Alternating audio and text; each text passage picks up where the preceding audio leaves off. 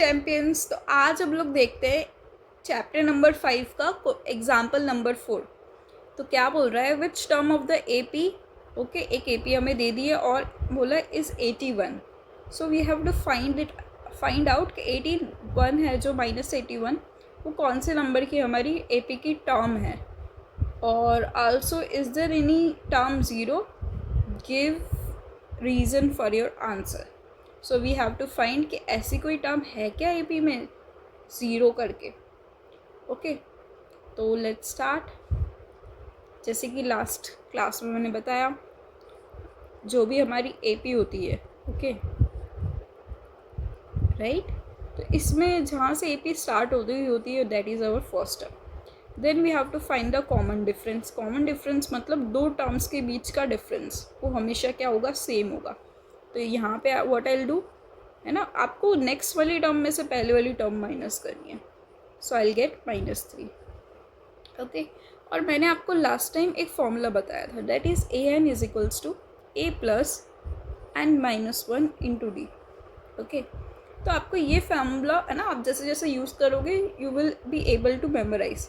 ये formula just हमारी मतलब आपने ये तो बता दिया कि हाँ ये सीरीज़ है ना। मैंने आपको जब चैप्टर भी एक्सप्लेन किया था तब मैंने बताया था, जैसे 100 रुपीज़ आपने गुल्लक में डाले, फिर आपके है ना आपके 18 बर्थडे पे है ना कितने रुपए होंगे आपके गुल्लक में।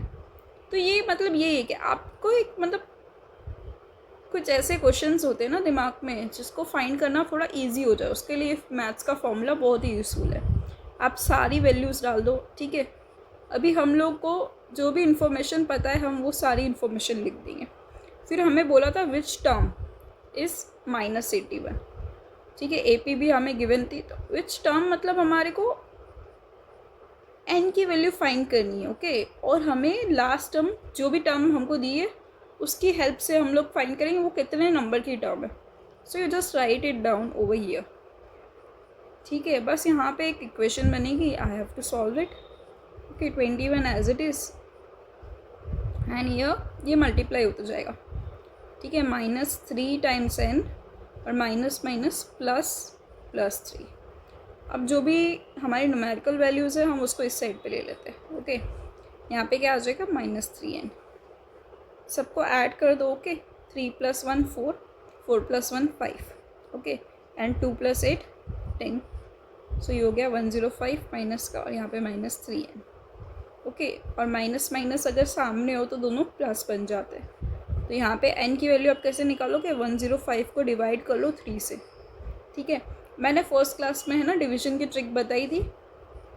अभी तो आप नॉर्मल भी डिवाइड कर सकते हो, कुछ नहीं करना। 3 3 ज़ा 9 होता है, 1 and 5, so it is 35।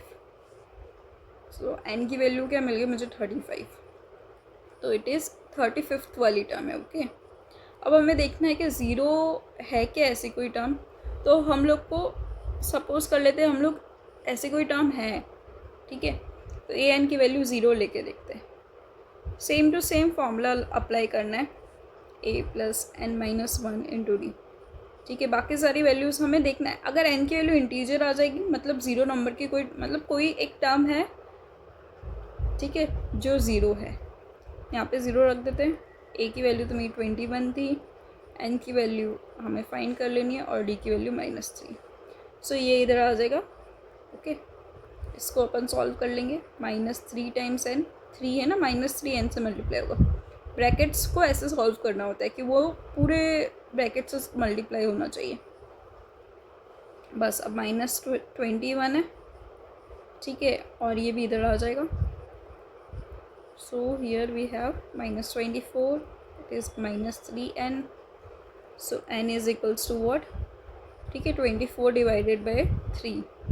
So 24 divided by 3 what would be the value, है ना, 3 8 ज़ा 24। तो 8th नंबर की टर्म होगी हमारी, क्या होगी, ज़ीरो।